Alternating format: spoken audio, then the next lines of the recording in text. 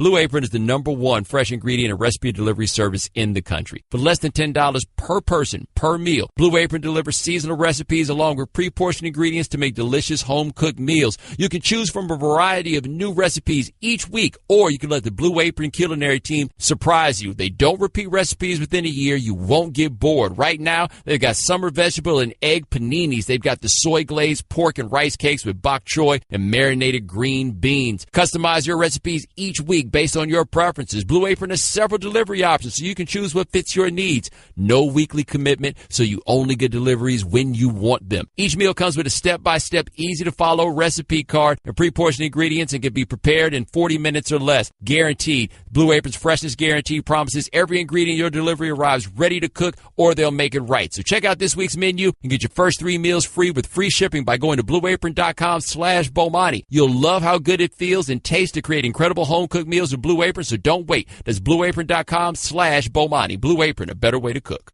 The City Double Cash Card presents tips for watching sports with your friends. Number 5, be passionate. Oh, shouting what I would have done on that last play. I am way too invested in this. Check it out. I'm completely overreacting, so you know I care. Wouldn't it be great if everyone said what they meant? The City Double Cash Card does. It lets you earn double cash back with 1% when you buy and 1% as you pay. The City Double Cash Card. Double means double. Welcome to the Right Time Podcast. The Right Time with Bomani Jones. Right Time with Bomani Jones. He's Mike Golic Jr. I'm Jason Fitz. Hanging out in for Bomani. 1-888-SAY-ESPN. That's 888-729-3776. And Mike Golic Jr., I'm going to make a definitive statement here. The world and you, I get to call you wrong at the very beginning of the show. This doesn't happen very often. It's a good place to start. The world was wrong if you stood up and said that we were going to get a trash fight that wasn't going to be entertaining and it wasn't worth buying.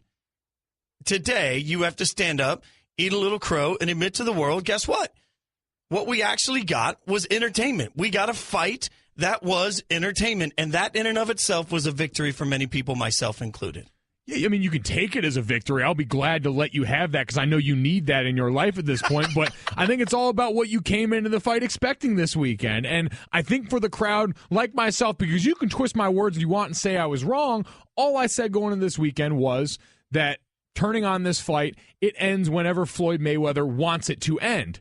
And looking at the way the fight played out, you can make a very strong argument that that's still exactly what happened. We just got it out over a long enough timeline to feel like we got our money's worth out of a fight that you shelled out probably $100 for. Can we not agree, though, in the process of looking at it? We're going to start with Straight Talk, brought to you by Straight Talk Wireless, best phones, best networks, no contracts. The Straight Talk is many people expected that this fight wasn't even going to be worth watching, that it would be over in 3 or 4 rounds, that McGregor would be outmatched from the get-go, and above and beyond your concept of, hey, Mayweather can end it when he wants to end it. Most people talking about the fight, especially over the last 10 days, 2 weeks, weren't anticipating an entertaining product. And I don't think you can deny the fact that when you were watching the fight, you were watching something that at its very core, at the very least, it was entertaining. It was entertaining, but I think you're talking about one camp that doesn't think what you are projecting on them. What I mean by that is the people that said this is going to be a terrible fight were our boxing analysts, were Stephen A. Smith, were Max Kellerman, were Teddy Atlas, and our boxing purists who said that from a pure boxing standpoint, you're putting a guy who's essentially an amateur in there with one of the best fighters of our generation. So of course it's not going to be a good fight, but everyone else who was part of the spectacle camp and said, well, I'm going to watch this because it's an oddity and because I can get together with my friends and bookend it with a fantasy draft and have some beers leading up to it and do all these different things, that group got exactly what they wanted. For me, it's like this season of Game of Thrones. If you came into this season wanting all of the same nuance and all of the same character development and depth, yeah, you might be a little disappointed, but that's a different crowd from people like me who said, you know what, I'm finally getting White Walkers and Dragons like I got teased all along. I knew this coming into it. I knew this is what it was about, and I'm satisfied because I got that. You're listening to The Right Time with Bomani Jones. He's Mike Golic Jr. I'm Jason Fitz, ESPN Radio, presented by Progressive Insurance.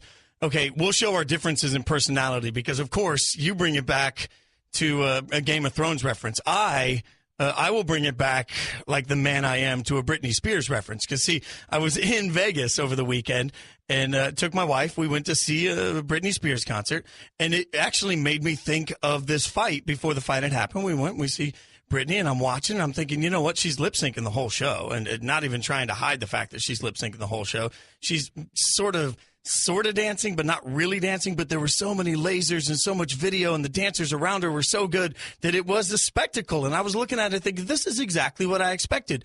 It might stink, but it's so entertaining to watch that I can't take my eyes off of it. I think in some ways, the fight actually managed to accomplish that. The fact that early on McGregor had personality, early on he was sort of, not only was he able to move, he was moving behind Mayweather so much. We didn't know what to expect. People hadn't seen that before.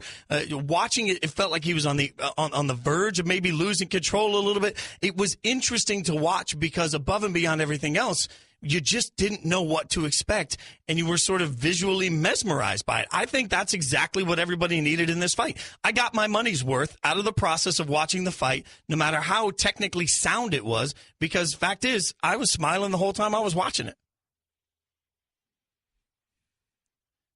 Oh, you know what? We should just play that throughout the rest of the show. That give you a nice flashback right there. You could just put that bed underneath the rest of the segment. I wouldn't hate it. I've been down a Britney Spears rabbit hole once or twice, but listen, I understand that point. I just think you're talking about grading on a different scale than some people were willing to going into the fight, because you're right. What we got created was doubt, right? In those first 3 rounds, when Mayweather was McGregor was winning those rounds, you got enough doubt. I heard Stu Gatz on the Dan Le Batard show earlier today said he actually looked over at his wife and thought, I actually am doubting Mayweather might win this. It may have been only for a split second, but it was enough doubt that even though it may have been artificially created, like you had a guy go out there and actively try and bet on himself for the 9.5 round over and then knock him out, TKO him in 10. All along, who we knew could probably put him down whenever he wanted, but we still got what we were desiring. They gave us enough, especially in comparison to what was the constant talk. Just don't be as boring and uninspiring as Mayweather-Pacquiao. Can part of this be our expectations were so low? And I think that's something Conor McGregor actually talked about, the media not trusting his skill. This is what McGregor had to say. But I tell you what, I enjoyed it very, very much. It was an honour for me to come over here in the boxing side and showcase my skills. I know there was a lot of disrespect and disregard for my skill. You know what I mean? I'm a multiple weight free fighting world champion. I was a little bit taken back by the disrespect and the disregard that I was shown. In fairness, Floyd and his team never actually showed that disrespect. It was just the overall everyone else, and it was almost like a little bit of a jealousy thing, so I kind of just got over it. But the disrespect for my skill set was a little bit, it took me back a little bit. But I always knew that when the fight comes around August 26th, I'm going to show up and I'm going to give a good account of myself. It's the right time. He's Mike Golic Jr. I'm Jason Fitz. And maybe some of it was that we didn't trust the skill. I don't necessarily want to say it that way, but I think that most people thought he was just going to be bad. And at the very least, in the beginning, he wasn't bad. I don't think this is about Conor McGregor being bad, though. When he plays the disrespect card there, it's sort of hilarious, because if the shoe was on the other foot and we were talking about Floyd going over and trying to perform in mixed martial arts in that octagon with Conor McGregor, we'd be making all these same points, and McGregor would be the first one lining up to say, you can't do what I do. This was about respecting Floyd Mayweather's skill set in a craft that he's actually been doing, this specific one, for his whole career. I have a hard time, and that's Straight Talk Wireless, nationwide coverage on America's largest, most dependable 4G LTE networks. Man, I got a hard time coming in this process and anybody trying to excuse where the fight took place, because at some point, I'm a little guy, right? And you're bigger than I am. The world knows that. And understatement, sure. If I decide that I'm going to run my mouth and we're going to have it out, and then I get my butt kicked, I don't get to turn around and say, yeah, but look at how much bigger he is than I am. I started that. I allowed that to happen. I didn't walk away from that. So I have a little bit of a hard time anytime that we try and qualify where the fight took place, how the fight took place, the rules of the fight, because McGregor put himself in that situation, right? I mean, he put himself in this situation to take home a huge payday and in the process get this huge platform, and in the process lose a boxing match. I think what's all surprising to so many of us is that he went as far as he went, that he looked as good as he did. And until he was completely out of gas, there were people, it's not just Stugatz, there were people watching it, looking at it and saying, holy cow, I put my $50 down. I looked at it early on and I thought maybe I'll get lucky. Just didn't happen. We put Floyd Mayweather up against a guy who had never boxed in this setting before, and then commented and said, wow, this looks amazing because it doesn't look the way Floyd's traditionally looked in the boxing ring, and acted surprised by that. Why would we expect it to look when all the talk was, well, how is he going to respond to Conor and what Conor might try and what things are different? No, when you're going up against a guy that you don't have to worry about in traditional boxing senses, I think it's going to look differently than it normally would, and yet we somehow acted surprised because that's what we wanted. A lot of this is going into it. You can confirm exactly what you wanted because this fight had all of it. If you want to believe that Floyd carried him to 10 rounds, you can believe that pretty easily. If you want to believe that Conor McGregor was better than we expected, sure, but we're all just kind of filling it in the Mad Lib slot that we already had opened up before with this weekend even got here. Oh, such a conspiracy theorist. I mean, it can just be a great fight, right? It doesn't have to necessarily be one guy was toying with the. I mean, it could just be a fun fight. We want to make it so much more difficult than that. You can get in touch with us, by the way. 1-800-Flowers.com Twitter feed is out there. He's at Golic Jr 57.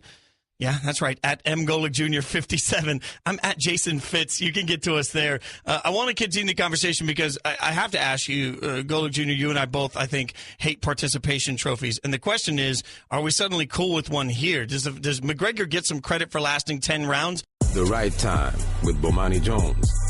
All our guests join us via the Shell Pennzoil Performance Line. This guy, one of our favorites, always gold status for him. Brian Custer from Showtime. Boxing. Brian, first and foremost, you looked fantastic on TV. Thanks for taking the time to join us. I didn't sneak in, man. I tried, but I couldn't find a viable way to sneak in. So, but you looked good. And when you look at the fight, did the fight look good to you? When you look at it, was it a good match in your mind? I think it was entertaining. And, listen, I love the sport. I think for the people who paid $100, they wanted entertainment, and I think Conor McGregor gave them that. I think Floyd Mayweather, to the surprise of many, is the one who gave them entertainment because he was the one who continued to just come forward and throw punches. So I would say, when you talk about a classic fighting boxing match, no. But was it entertaining? Absolutely.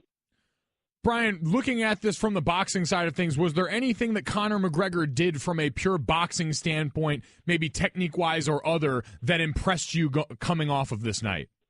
You know what? He handled himself well. And I think I loved how he popped the jab, especially early, and he connected often with his jab.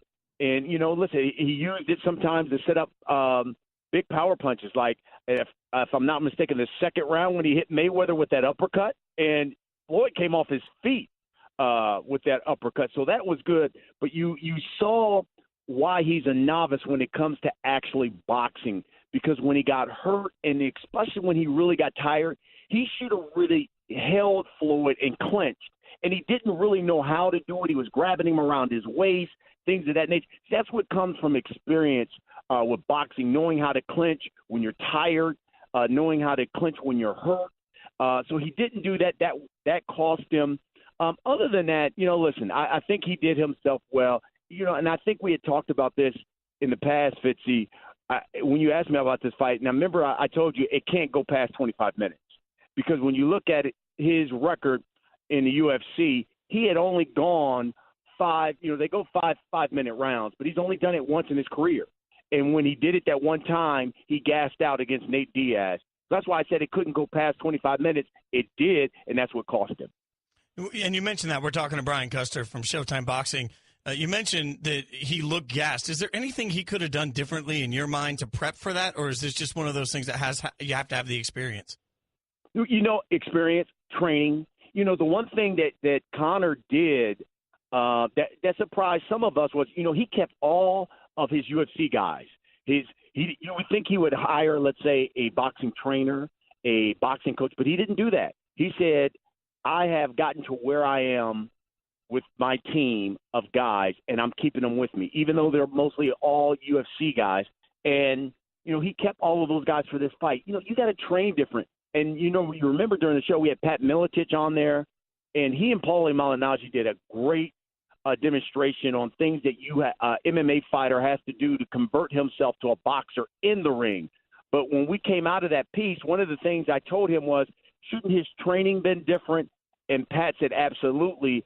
It should have been more of an aerobic workout. And that's why you saw him tire after that fourth round. You could really see his legs got heavy. By the seventh and eighth, he was done. Brian, talking about Floyd and his approach to this fight, is it not giving Conor McGregor enough credit to say that Floyd, the guy who went and bet on himself in that tried to bet on himself in that 9.5 round over, supposedly, had this in the cards all along, that he was going to drag this out, give people what they wanted, ultimately knowing that after a certain sticking point, he was going to be able to take Conor down? Yeah, the thing about Floyd, he said that he could only bet, I think, $400,000 because one casino wouldn't take his money. Because he's actually a promoter as well now. And they said, no, you can't bet on yourself because it would give the appearance that you are fixing the fight. And so he had one of his other guys, lay down, and as much as this casino would take was $400,000 in cash. So that's why he bet the over on $400,000 on himself. But, he knew that if you look at the history of Conor, especially in the UFC, he comes out hard. He throws nothing but power punches. That's going to cost you in boxing. That's why they call it the sweet science for a reason. You can't just come out slugging. You're going to tire yourself out. And I think Floyd knew that this guy's history is, okay, he's probably going to give me all that he has for it, probably about 4 rounds. And right in that middle part is where he's going to really start to tire, and I'm going to turn up the pressure. And then that's when I'm going to try to take him out, 7th, 8th round. Give Conor some credit with his chin, because I thought the first 3 rounds were definitely all Conor McGregor. He threw a lot of power shots. But then in that 4th round, you saw how Floyd started to turn it up. Conor kept using movement to try to move around. I think that cost him as well. But I think Floyd knew he was going to be mine. He wouldn't last the entire 12 rounds, but he knew he would get him in the late, maybe 8, maybe 9. But he said, as he said after the fight, hey, it took me to 10. I thought it would probably be a little bit earlier, but, credit to Conor McGregor for having a stiff beard.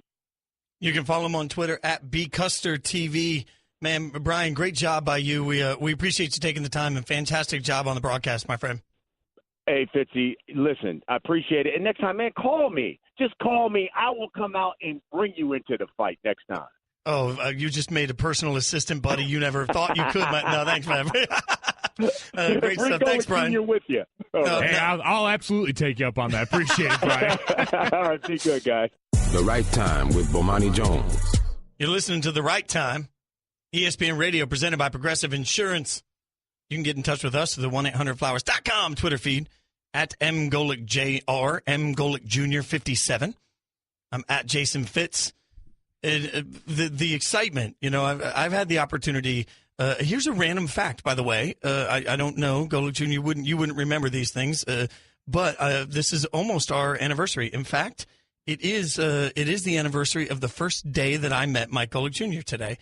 Our first TV show together was a year ago tomorrow. So did you put that reminder in your calendar or something? No, I'm no. a little weirded out by this. No, my last show as a musician was a year ago yesterday, and it came up on my Facebook and all that stuff, all these pictures of my last show. And you do remember the Alaska State Fair was my last show, so I remember that era in life, which means I flew directly from there to Charlotte. We met the next day. There you go. So in our year together, I think the most excited I've seen Mike Golic Jr. was, 1, when he discovered the Candy Dish at ESPNU. 2, and a very close second to this, would be over this sound from Stephen A., Teddy Atlas, going back and forth with each other. This is on the Sports Center that was past my bedtime, and I haven't heard this yet. So, Golic, do you have any preparation, any advice for me? This is the best sound that came out of the event this week, and I would argue it's actually better than the fight itself. It's Teddy Atlas and Stephen A. getting lost in a metaphor that by the end of it, neither of them can either find even find their way out of. All the while, poor Steve Levy is just on the outside trying to take back control of something that he is clearly in over his head with. McGregor forced a gourmet chef to be a fast order cook. That's what he did. He forced a gourmet chef to be a guy. But doesn't that make it fast food? I mean, doesn't that make it fast food? Instead of a la carte steak? That's what I'm saying. He made him go in there. And he made him flip cheeseburgers. He made him go in. He made him do something that he doesn't normally do. Hold on, Teddy. But his character allowed him still to walk the guy down. Wait a minute, Teddy. What I'm saying to you is this. If you go to a restaurant to get some steak, some filet mignon, and instead you get a burger.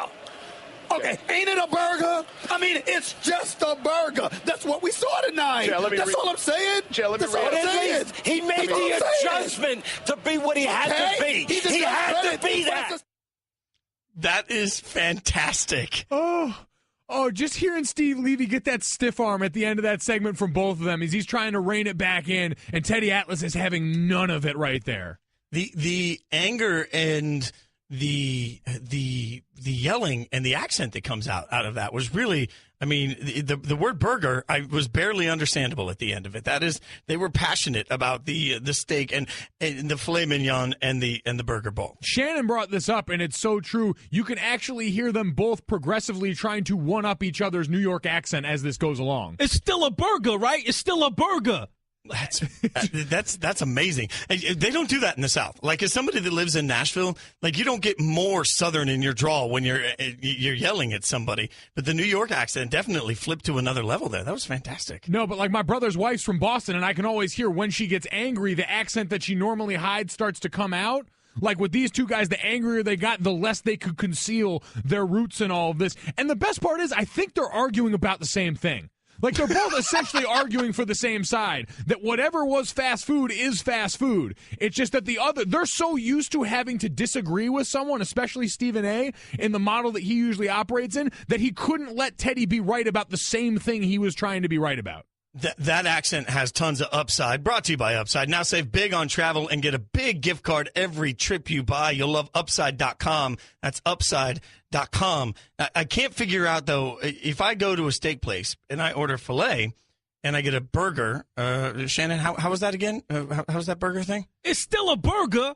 Yeah, if I get a burger, I'm not going to be that happy with it, right? Like, I wanted steak and I got a burger instead. I'm not pleased with that. We were talking about this in another regard earlier today, because North Carolina in their football facility put up "the ceiling is the roof," the Michael Jordan quote from last year at their pep rally, because Michael Jordan has enough clout to get something like that where he just blatantly makes a mistake, and it not only becomes a pop culture reference, but it becomes a calling card for your program. I wonder if Stephen A. is on that level, where "Ain't It Still a Burger," though, could become something of a rallying cry somewhere, to where I'm going to be walking around in the hallway here, and that's going to be on a plaque or commemorated somewhere, because Stephen A.'s got that kind of clout in the building. I will give you $1 American cash to walk in someday. I mean, my Golic Jr., you are everywhere right now. So someday you are going to you're gonna stand across from Stephen A. on First Take. I just predict this will happen. And if you will wear a T-shirt that says "Ain't It Still a Burger" on your appearance, I will give you $1 American cash. Listen, I'll pay whatever it needs to be paid to start getting those printed here around the building. Like, I'm sure there's enough of a market for it here alone on the campus that we could get those made and sold in a heartbeat. Oh, that's amazing. Jason in Boston. Jason, what do you got, man? We're up against the clock, so I'll make it quick. Just think that boxing purists and MMA people don't understand each other. I don't know if you noticed this. I certainly picked up on it. Every single round, McGregor goes back to his corner. He's getting coached up. He's getting iced. He's getting water. Mayweather's going back, smiling like, you know what? It's a good day to work out. Really happy. I'm in Vegas. I'm just chilling. And the thing of it is all the books had later bets that were all value bets. I took the one at plus 210 that was the Maywether ends between 7 and 12 rounds. You know, it's perfect. I think everybody got what they wanted. I think everyone absolutely got what they wanted. By the way, very smart radio caller right there, knowing the clock. Yeah, knowing the clock. Jason, thanks for the call, man. That is fantastic stuff by you and fantastic knowledge. Okay, Kevin, for the grand prize of $1 million. What color is the White House? I know this. 5 seconds. Oh, switching to Geico could save you a bunch of money on car insurance? Okay. Judges? That's true, Kevin. They'll allow it. Congratulations. You're a winner. Woo! Geico, because saving 15% or more on car insurance is always a great answer.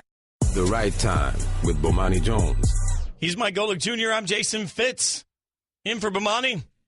888-SAY-ESPN. That's 1-888-729-3776. That's the number to hang out with us. ESPN Radio, presented by Progressive Insurance. And, we were sitting here, each of us, last week, talking about the mega trade between the Celtics and the Cavs on different shows, respectively. Talking about the huge difference. What does it mean? What are they going to do?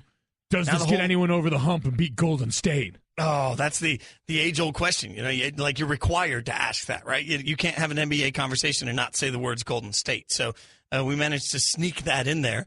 And all week, all this drama. And now it looks like this whole thing may be falling apart. If you missed it, the Celtics, obviously they trade Isaiah Thomas over to the Cavs. In the process of the physical, it looks like the Cavs have found some issues with Isaiah Thomas's hip that they're not comfortable with, and now reports are they may be asking for additional compensation. Mike Golic Jr., when you think about that, when you look at this trade, does it still have to happen in your mind? Well, I would be more inclined to think that Boston is in a tougher spot with this one. Now, they're claiming that they were very upfront about everything with the Cavaliers as far as Isaiah's current health, the outlook for him as far as this season, and everything that comes up there. And clearly the Cavaliers' doctors feel different at this point. And so if you're Cleveland, the way I see it from them is you're in a unique situation. That's the only reason you were trying to get into this. But on the off chance that this trade were not to go through, you get back Kyrie Irving, and there's still a lot of interest around that. If you're Boston, you're trying to get rid of a guy in Isaiah Thomas who had a career year last year, who's at an all-time high, who's made it clear he wants to get paid big dollars, and based off what we see, someone around the league would be willing to do so. But I don't know if you're going to get this king's ransom, if you're going to get a better player in return for him the way you did with Kyrie Irving anywhere else at this point. And so if you're them, knowing you want to try and move him before that free agency comes up where he could just leave because you don't seem compelled to pay him, I don't know how Boston's not in the tougher spot of the two. Doesn't this create some sort of an awkward situation, too? Because if you're Isaiah Thomas, you come back, at least Kyrie Irving, he went in and initiated this whole process. Isaiah Thomas has now been traded, which I can only equate to walking in one day, and it doesn't matter. Let's say you work for a computer company. You walk in one day, you go to sit down at your desk, and all your stuff is already in a box. And they're like, hey, by the way, you now work for the computer company down the street. We traded you. So, we're going to ask you to go somewhere else. That's fine, but when you get to your new office, if that suddenly falls through, how do you feel about driving back down the street to the old place that just essentially dumped you and said they don't want you there? I mean, it's a difficult thing in and of itself to take, and in the process of it, if the trade is being nixed because of hip health injury concerns, that's not easy to say.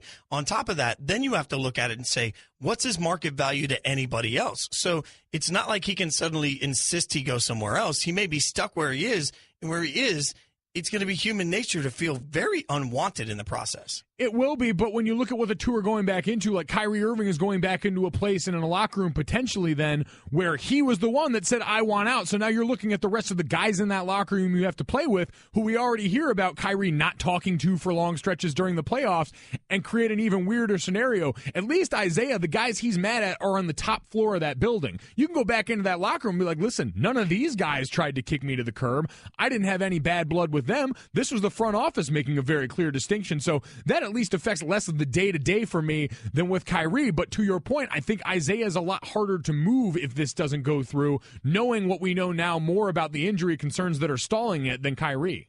I mean, Kyrie at some point, if he's coming back, it's not like he's unpacking his bags. I mean, he'll come back and stay like an extended stay while he waits, and just waits to be moved somewhere else, because the fact is he knows he's not going to stay in Cleveland. I think the tougher situation for coming back is for Isaiah, because I'm not sure there's going to be another value that would make a ton of sense. Our own Adrian Wojnarowski talked about this, and he talked about it with Sage Steele on what these teams have to lose if it falls through. This is what Woj had to say. Maybe. You got to get his name right for them to play the right sound fits. Wojnarowski. You know that this is Wojnarowski. This is. I do fine when you're not with me. It's when you're with me that it suddenly creates the awkwardness. But I strike fear into your heart. Well, that's what I think of. I don't think of a big cuddly bear. I think of a fear. Right there. Well, no, and rightly so. Listen, but you got to at some point start to get. I mean, we're getting towards that point where Woj has now been here long enough where Wojnarowski has to roll off the tongue a little quicker. And someone not really well known for being a wordsmith, coming from the family I come from. I mean, if my dad and I are the beacons of hope for pronouncing Wojnarowski right at this company, you guys all have to take a long, hard look in the mirror and say what's up. You know what? I've done staggeringly well. And for anyone that doesn't know, Golic Jr. and I did some Mike and Mike together and I managed to butcher the name so much that they started trying to put it in to the update just to make me say it as often as possible. So here's Woj with with what his thoughts on what they have to lose if the trade falls through. Why all of a sudden is this seemingly a surprise to Cleveland? What Cleveland's going to contend here is that they were under the impression that Isaiah would be ready sooner into the season than the sense they've gotten after their physical, that this could be a longer rehabilitation process than they were led to believe when they agreed to the trade. What's your gut, though, as we wrap this up? What's your gut as far as what happens? Again, I think both teams have a lot to lose here and are going to work hard to finalize this deal this week. I mean, there is a point where when you look at the loss versus the gains in this situation, we were talking a week ago about what this meant for both teams on a positive side. Now you're looking at it saying this has got to be like that really awkward moment where you're trying to go, like your ex is taking you back, right? Your ex essentially traded you, and now everybody's sort of wised up, and you're going back. But now it becomes, if you're Boston, are you willing to give things up? Because Cleveland had that pipe dream going into this of trying to pry away like Jaylen Brown and Jason Tatum and some of those young guys that Boston just wasn't willing to deal. But we know Boston's got, more future first-round picks under their control or other teams' control. They've got things that they can deal with this. It's just a matter of, if Boston, are you so compelled to do this that you're willing to break off your post and say, no, we're up front like you're beating the drum with now, or do you kind of admit defeat because you need to move this and just throw another pick in there, throw something knowing you're not giving up return on one of those actual young players that you've drafted? But at some point, you're listening to The Right Time with Bomani Jones. He's Mike Golic Jr. I'm Jason Fitz. At some point, don't you have to look at this and say, we were already questioning the value a week ago, and so now you want to throw more in there? I mean, negotiation 101, sure. I mean, Cleveland maybe, let's just say, since you're all conspiracy theorists, that the fight ended at exactly the moment that Maywether wanted to end the fight. If we're going to take that conspiracy theory, you can look at this and say, all right, well, our doctors are going to do a physical, and then from that physical, we're going to decide we want one of these players that we wanted from the get-go, and we're going to get even more. A week ago, we were questioning the trade and the quid pro quo of it. And you can't tell me that if more pieces are added, that it doesn't begin to feel even more unbalanced from the outside looking in. This is about what Danny Ainge is willing to do, because it's basically put in a position now where Danny Ainge, the guy who we pride on making all the right moves with the Celtics and building up this nice war chest of number one picks and these different things that become such advantages and talking points about him, is he willing to swallow some pride and throw that pick out knowing that they've got to move Isaiah, or is he going to say, no, I'm not going to give up on the way I've built this, we'll stick it out with Isaiah, and then potentially face the prospect of looking ugly on the back end of this when Isaiah hits free agency? If you can't move him before that because of anything else, if he falls up off this perch of that 29 points per game or whatever it was last season, and coupled with this injury, and all of a sudden you don't get the same returns, do you then just put off the amount of time until you look bad again? I mean, but ultimately, for what? If the flip side of it is you give up more, all right, you gave up even more. You gave up an additional draft pick so that you can have the opportunity to lose to Golden State. And you can have the opportunity to maybe not even be better than Cleveland in the eyes of some. So you gave up even more equity to accomplish what exactly? I mean, why would you in that situation give up more equity when there's really nothing for you to gain when it comes to, we've been talking about participation trophies. That's about the best that they have a shot at. The Celtics have a shot at a participation trophy. Whoopee. Do you give up more for that? Well, you do if you believe that you can re-sign a guy who's 25 years old, a perennial all-star, and now a champion coming off of his time in Cleveland that a lot of people believe has benefited from learning, growing under that championship environment with LeBron James. If you believe the coupling Gordon Hayward and those young pieces and a lot more of those future draft picks with those two guys in particular can make you better, then yeah, it's kind of like a quarterback in the NFL. Maybe there's no amount that you don't give up when you've gotten to this point already. Yeah, but at some point, if you give all that up, and it doesn't get you to the spot where you want to be, you at least have to have the plan on the additional pieces you're going to add. And if you're giving up future equity, or if you're making the team around him worse to do that, for a player that we were already questioning the value of in this trade, I have to wonder how it puts Boston in a short-term or long-term situation that allows them to be so much better that they can actually win an NBA championship, because that ultimately is the goal.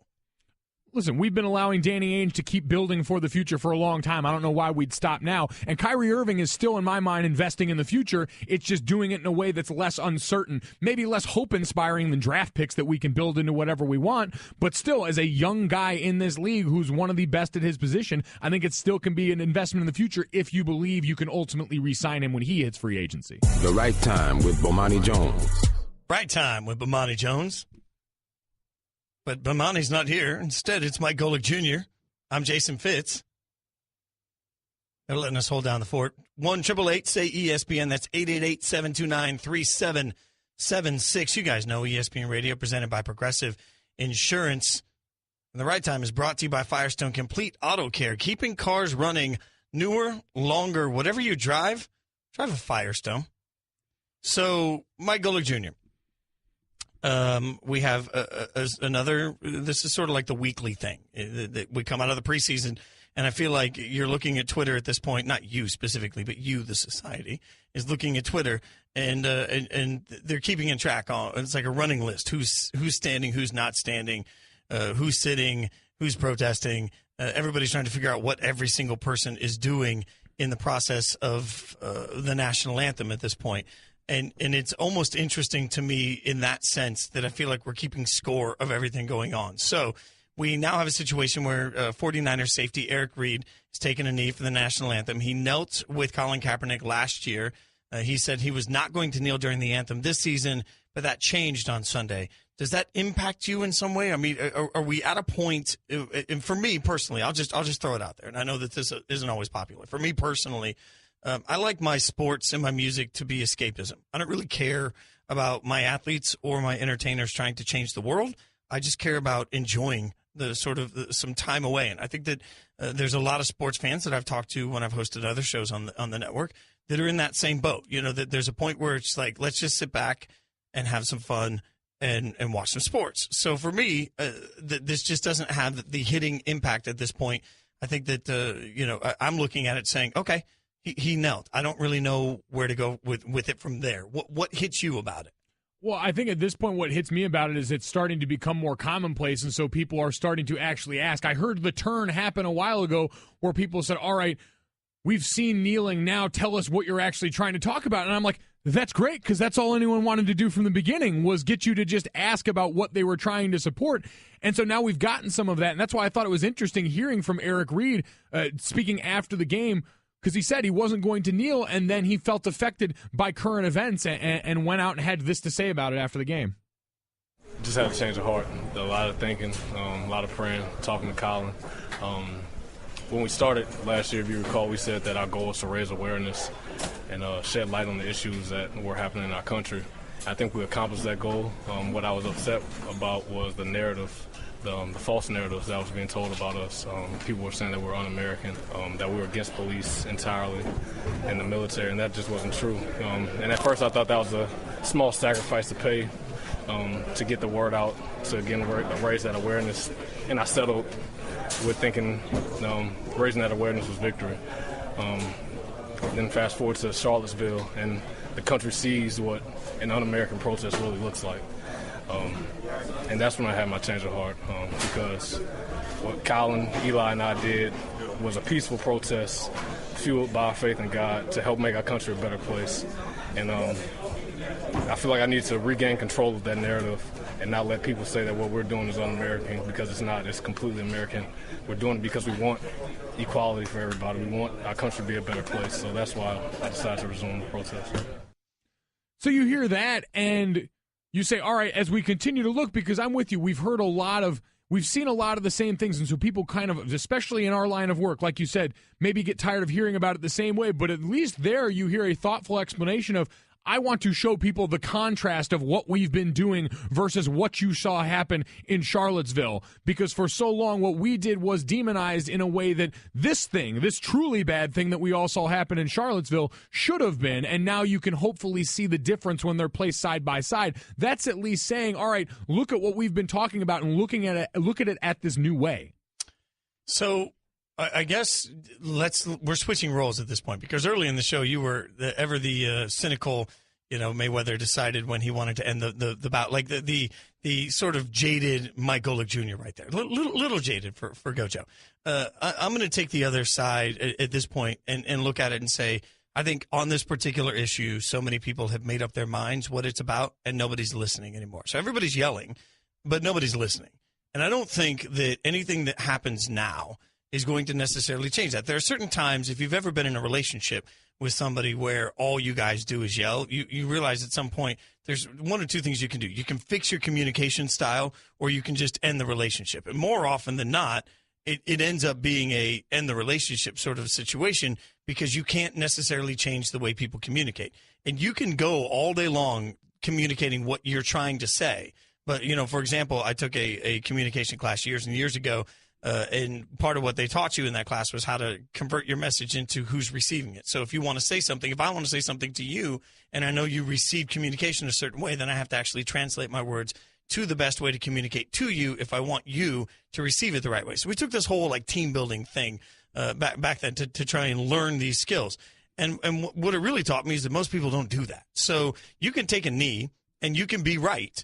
And you can look at it and you cannot appreciate that someone's taking a knee, and you can also be right. I mean, it's in this entire process, nobody's really talking to anybody. Everybody's, or let me say it this way, nobody's listening to anybody. Everybody's just talking to everybody. And at some point for me, that's where I check out and say, I want my entertainment. Well, I would disagree with that, because a lot of these guys are actually going out and doing things in their community. I mean, Malcolm Jenkins, who came up in this recently because Chris Long threw his hat behind him, has been out doing things. He's been going and trying to bridge the gap in all this. So to say that one side is not, one side is yelling about this or not changing their style, these guys have adapted at every turn when all of the things thrown at them are saying, all right, well, show us that you're actually doing things, affect change, don't just talk about it. I'm not saying that nothing's being done. In fact, that's not at all what I'm saying. And if that's how it conveys, then that's on me. I'm not saying nothing's being done. And I think that you can look at these protests and you can say, hey, there are several examples of athletes going out and putting their money where their protest is, putting their time where their protest is, all of these things. What I'm saying is that the protest is no longer being received by people viewing the protest. You've already decided, for most of America, you've decided where you stand on somebody taking a knee or standing. And once you've made that decision on it, you're not listening to what anyone else has to say. So it's one of those things where you're, like you said earlier, a circular discussion. That's what we're all having at this point. I think I just disagree on what I've heard so far from the feedback. What I've heard is, okay, we've seen the kneeling. Now, what are you actually talking about? And my point is that was where we were supposed to go all along. So I think maybe now we have a chance of getting somewhere productive. But even in that sense, to me, I look at some of the conversation about who's been doing what. It's a very curious situation to try and figure out how any of us will actually listen to any of us in the process. The Right Time with Bomani Jones. He's Mike Golic Jr. I'm Jason Fitz. We're in for Bomani Jones. 1-888-SAY-ESPN. That's 1-888-729-3776. ESPN Radio, presented by Progressive Insurance. Now you can test drive Snapshot to see how much you could save before switching to Progressive. Visit progressive.com/snapshot. All of our guests appear on the right time via the Shell Pennzoil Performance Line. Speaking of which, Jeff Darlington joins us right now. And Jeff, one of our favorite NFL reporters out there for everything that's going on right now. I want to start with the Vontaze Burfict situation, 5-game suspension. Did that surprise you when you first heard it, Jeff? Yes, it did, honestly. I mean, I did not see it coming at all, and I don't know that anybody really did. I mean, the hit itself got so little attention to the point where it wasn't even flagged. So yeah, it was definitely surprising, and I think even after further review, it continues to be surprising, if not for the name on the back of his jersey. I mean, that's the one thing I think that nobody can essentially be surprised by, right? So, Jeff, I know this appeal is going to get heard on Tuesday alongside the Ezekiel Elliott suspension appeal. Which do you think has a better chance of getting reduced at this point? You know, both feel like they could potentially, but they're both such different types of situations. Burfict feels like it could be one of those things where it gets reduced, like, hey, we told you to chill. We have this point of emphasis. You know, we'll reduce it by a game, that kind of a thing. Whereas Ezekiel Elliott's such a much different situation that's going to be I mean, this is going to go down the same road, in my opinion, in my prediction, I should say, of Deflategate. No matter what happens, if that suspension gets upheld, I could see this creating another legal drama for the NFL and the NFLPA, and one that continues to linger for months. Whether there's courtroom stays and all that type of stuff, we'll have to see.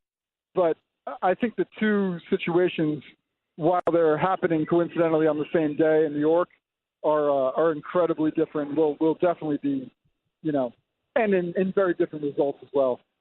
We're talking to Jeff Darlington, and Jeff sort of set a baseline for me of what the punishment would if Vontaze Burfict's name was not attached to it, and that same hit happens from someone else. What's the baseline of what that punishment would and should be?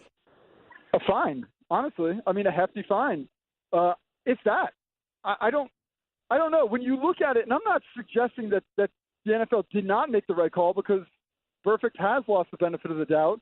I guess the thing that I have trouble grasping is the ambiguity of the rule.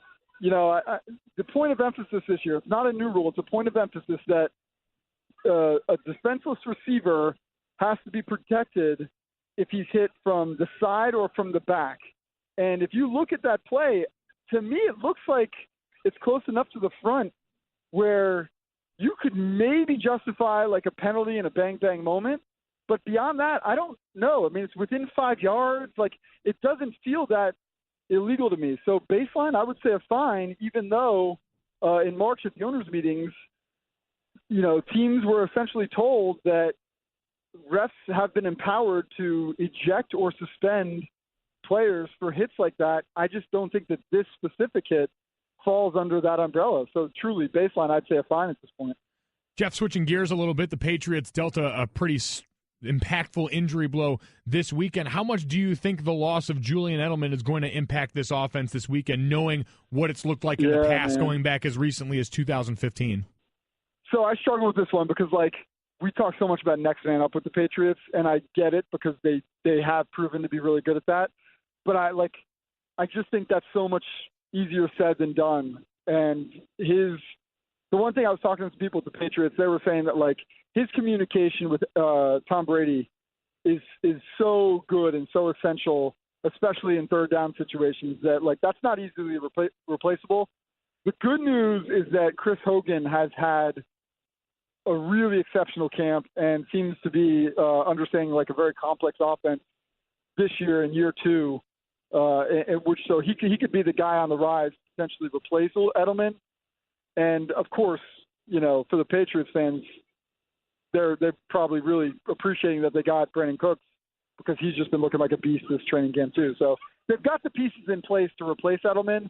I think that it's not as easy as we're all making it sound by saying, you know, next man up or whatever. We're talking to ESPN sports reporter Jeff Darlington. Jeff, over the weekend, DeShone Kizer named the starter in Cleveland. Blake Bortles named the starter in Jacksonville. Will that be significant for either team in your mind at the end of this year? DeShone Kizer, yes. Blake Bortles feels like he's at the end of the road. I mean, I understand. I was in Jacksonville this past weekend, and, like, I get where they're coming from. I thought the idea of potentially giving Chad Henne the start was off base. I think we all know what Chad Henne is, at least, and I'm sure this is frustrating to Jags fans, but, like, at least go down the road with Blake Bortles and burn that house to the ground. Like, find out for sure that you know that he's not your guy. Because you know what you have in Chad Henne. Nobody thinks that Chad Henne is going to have a renaissance and become an NFL starter. So at least spend the time on that third overall pick. If it doesn't click, then move on. But, it's not like the Jaguars. They have a pretty good defense, but it's not like Chad Henne is the difference between getting them to the playoffs and not. I mean, this is the difference between getting, 7 wins instead of 5, maybe. So I don't think that's that significant. DeShone Kizer, yeah. I mean, I think that the Browns, the only thing I question here is the fact that, DeShone Kizer, they didn't necessarily want him in the situation where he's starting week 1. And if that's the case, and they've said that, then why was Cody Kessler and Brock Osweiler your other options? Because they were essentially, I mean, the writing was on the wall. Kizer, as soon as they drafted him, when you look at that depth chart, was going to wind up with the starting job. And I don't necessarily know that puts him in a great position, but he's at least a guy that gives them some hope. We'll just see what happens when the Bullets start flying, if he can also continue to kind of keep on the trajectory that has been this training camp. Jeff, last one, and then we'll let you go. How's Lake Compound today? Dude, can you hear it? We heard the giggling and the splashing in the background. We figured you had to be at the picnic. I wish you could see where I was at. I'm trying to escape. For your listeners, the company the ESPN picnic is today. I don't know where you guys are at because it's free booze, and I figured the two of you would be here for that. But that's why they didn't let us there, Jeff. They actually specifically said no, not you two. So I'm always on the road and never really in Bristol. Lately, I've been doing studio stuff, and I showed up today. And people are like, company picnic, they rent out an entire amusement park. I had no idea that this was happening. So I'm here, and as you can hear, it's a good time. Jeff, we appreciate you joining us from the picnic, man. Have a couple extra funnel cakes for your boy, all right? We won't be able to get over there. You got it, guys. No problem. Thanks, Jeff. You can follow him on Twitter, @Jeff Darlington. It is one of the great, why did we not get to do a live remote? Golic Jr., we could have hung out at the picnic and talked to people as the show went on. The show would have gotten very interesting. So as people probably know, my dad's been working at this company for a while, so I used to go to this picnic all the time as a little kid, and I was so jacked up because as a chubby little 10-year-old kid, all you're focused on is the fact that you can go in here and get free fried Oreos and pop whenever and wherever you want, and there's no line for any of the rides. So the ESPN company picnic is a hell of a scene. Free fried Oreos and grown-up pop still sounds like a delicious and fantastic way to spend a Monday. The Right Time with Bomani Jones. We just had Jeff Darlington on live from the ESPN corporate picnic theme park. He's caused caused a lot of drama in the Golic family now. I'm starting to get texts from mom and dad. Mom had no idea the picnic was today. Feels like dad withheld that information for her, and now she is very upset. Well, very upset. Good luck, Dad. You never withhold open bar info in my marriage anyway. That's a cardinal sin. So we just talked a little bit to Jeff about it, and I want to talk to you, Golic Jr., about this Vontaze Burfict thing, because when you think about the fact that it's a 5-game suspension for an illegal hit in the middle of a game, that many are questioning whether it was actually illegal or whether it was legal. It should be noted it wasn't even a penalty in the course of the game. When you saw, first and foremost, as somebody that played the game, when you saw the hit, did it strike you as illegal? No, it's jarring in that moment. Those are one of the hits that if it were anyone else but Vontaze Burfict, you'd replay that, you'd go, man, that's what I'm talking about, and you'd move on. But because Vontaze Burfict's kind of got this history, you knew they were going to take a long and hard look at it, onefold because of him, and twofold because this is a rule that they just changed this spring. And one thing that the NFL does every year is when the competition committee votes on new rules that they put in place, one of them you heard Jeff mention was essentially what amounts to the targeting rule from college, where refs can throw a player out during the game because of an egregious and unnecessary hit, multiple unsportsmanlikes. That was something they played around with last year unofficially. And now this year voted on for sure. But the other thing they changed was the defenseless receiver rule. They included receivers in those positions that were either getting hit from behind or in the head and neck, and that includes within 5 yards from the line of scrimmage. So that's why it applies to this particular situation where you had a back that was still within that 5 yards coming out of the backfield. Well, he could have avoided all this after the hit if he had just gotten him some flowers. Nothing makes a summer birthday, anniversary, or a staggering hit more magical than 1-800-Flowers.com. Right now, when you order a dozen multicolored roses for only $29.99, you'll get another dozen absolutely free. Just go to 1-800-Flowers.com/ESPN. And I think that at some point, the difficulty in this is separating Vontaze Burfict from the actual hit, because we can agree that he has a reputation that he's earned. He's earned every piece of the reputation he has. And that means that because of past action, we suspect every time he does something that he's in the wrong. But that doesn't necessarily mean he was actually in the wrong in this situation. It's difficult because it's one of those borderline moments that, as you mentioned, any other player, we're replaying it over and over again. A few years ago, it would have been a hit highlight on Madden. I mean, we would have looked at it on Jacked Up, man. We used to do that segment right here. That would have been Jacked Up number one play of the week. And instead of that, you're looking at a guy in Vontaze Burfict being, because of the lost paychecks, $353. That's a hefty fine for something that's borderline. I mean, you're talking about over almost $900,000 at this point for a hit that we're all looking at and saying, well, I don't know, legal, not legal, legal, not legal. I mean, even if he's been a bad guy, that seems like a dangerous and strange precedent to come out of nowhere for this guy. It's like they're using him as an example. Well, it's exactly what they're using him for. And I'm telling you, this is how it works. During training camp, the league sends out a videotape that makes up and shows these are the rule changes that we're telling our referees to emphasize. We're saying this play is, they put, video examples. This is the wrong way to do this. This is the right way to do this. And we've seen this come up a lot in the last few years because of the change in emphasis on where the hits come from in the NFL as head and neck injuries become more of a focal point. And so with this, what it sounds like to me is the NFL said, we're making an example out of this because this is something we wanted to emphasize right away. We've got a guy that's been a repeat offender on some of these head and neck shots in the past, and now we can let everyone know, listen, this is what's going to happen on the very worst end of this. Because to your point, stands to lose base salary $882,353. That is almost the same amount that he's lost so far already in his career, which is crazy. He's been flagged 16 times for unnecessary roughness and fined almost $800,000 already. Let me just be very clear. As someone that I feel, I like to refer to myself as frugal. My friends may say I'm cheap. For me, if I get like 2 speeding tickets, I never speed again. Like, because there's a point that nothing is worth the $150. Like, it's just not worth it, So I'm looking at what's the not worth it point for him. This becomes interesting because it's what are you asking him to do? And this is clearly a move that's predicated on taking yet another thing away from defenders. Because I heard my dad ranting and raving about this morning, and it's true. This used to be football, and I understand you're trying to protect against head and neck injuries, but when this hit, you go back and look, doesn't look like it was a hit to the head and neck. All of a sudden, all you're doing is removing another tool from the belt from guys on one side of the ball that are already put at a disadvantage. And the rest of us are saying, all right, well, we know this league as a whole prioritizes offense. But, man, when you're costing a guy this kind of money because you want to make a point on a rule that's got that as the ultimate end, man, that seems like it's gone too far. And that's why ultimately I think this one will get shortened a bit when they hear the appeal.